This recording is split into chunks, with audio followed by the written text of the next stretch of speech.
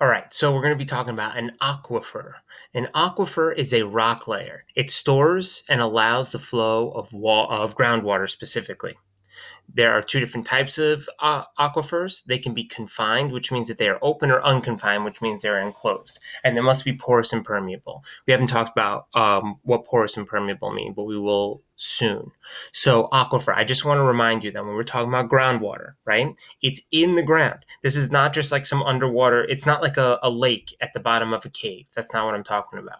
It means that the entire thing is filled up with the soil and rocks, and then as the water rains down, it breaks into this level right here, breaks inside of the soil, and then trickles downward, and then it joins the other water that's underneath there. And if you have large enough of this aquifer, of this groundwater in there, we call it an aquifer, and you can actually drill inside of it and pull up water. We call that a well. This is called an artesian well because it's like a natural well that just forms there, whereas you could just have like a man-made well, which we're more used to. So let's talk a little bit more about same definition over here. Well, here's the different types of wells. You have a flowing artesian well that just happens naturally over here, right? Again, that happens a little bit higher up, or you can like drill a certain type of well and go down. The well has to go down past the water table for that to happen. So we talked about that there's an unconfined and a confined aquifer.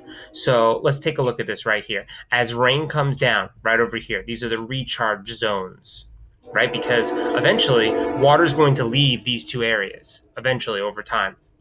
And then the confined aquifer is going to go lower. So this well goes all the way down past this aquifer, all the way into this unconfined aquifer. And this right over here is a layer of rock containing no water, right? So let's just say that in this area, there's a big level of pollution. The pollution will come down here and it will spread all throughout this unconfined aquifer. It's unconfined, so anything that spills in there, if there's like some kind of a toxic waste dump, it's all within there. Whereas the confined one is safe unless it goes over all the way up here on the top right. This is where something pollutant can come in here and contaminate this entire area right there. So these are two differences between the unconfined aquifer and a confined aquifer. And you can see one more example of it over here to show you what we were just talking about here, right? So here's the ground. We can't even see this, right? If you think about it, you're standing on top of here. If you're walking across, you might see a tree, and you might see, oh, there's a little stream. Meanwhile, all of this is going on underneath you. You have this huge unconfined aquifer, which you can get water from. It might be like safe water to drink right over here. But this layer is called impermeable or rock, which means that nothing can get through it. So this water that's down underneath here isn't getting into any contact with this unconfined aquifer that's above here. So, like I said, if something spills into this entire thing will become contaminated. But luckily, the confined aquifer does not have a part of that. Now we're going to talk quickly about what does it mean for there to be porosity. Porosity is the amount of open space between individual rock particles. So the bigger the rock particle is, the more pore space that will have in between it. So you can see these rather large pore spaces compared to over here with lots of tinier ones. There's just less pore space for there to be. This is loose ones, and I know it's hard to see over here because my big head's in the way, but you can see it's like a lot smaller, the porosity here. So this is loose porosity, this is tight porosity. If you remember from the SpongeBob theme song, I think they say absorbent and yellow and porous is he, right? They're talking about a sponge being porous, meaning that it has holes inside of it by design so it can hold on to water and the water can seep through it. So this is what you mean by porosity. Right over here, we have high porosity. A lot of space, the water can flow through very easily. This is lower porosity because it has to squeeze through all these different areas right there to get to the next one, to get to the next space. And then you have permeability. So permeability is the rock's ability to let water pass through it.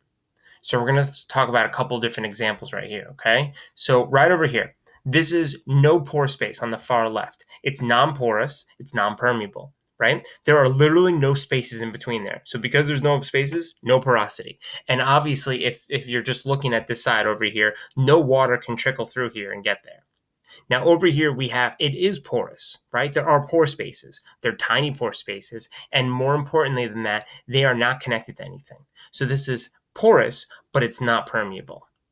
Over here, we have connected pore space. This, which is covered down over here, I'm assuming you can guess, this is both porous and permeable. An aquifer, which is the word that we just talked about over here, right, must be porous and permeable, meaning it must have this layer over here, right? It has to be connected pore spaces, and then the water can flow through, and then you can drill in there and get the fresh water out of there.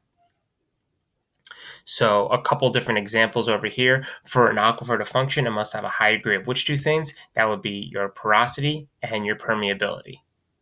And different types of materials are more porous than others. You can see down over here with permeability that for water to travel through, gravel is big chunks of rock, so a lot of pore space, the water can go through very easily. So that's about 2 minutes. Whereas if you have sand, that same amount of water that's going through might take 20 minutes. Then you have something even tinier, silt. You have a lot of silt together, it's going to maybe take 2 hours to go through. And then something like clay might take 2 days for the same amount of water to seep through.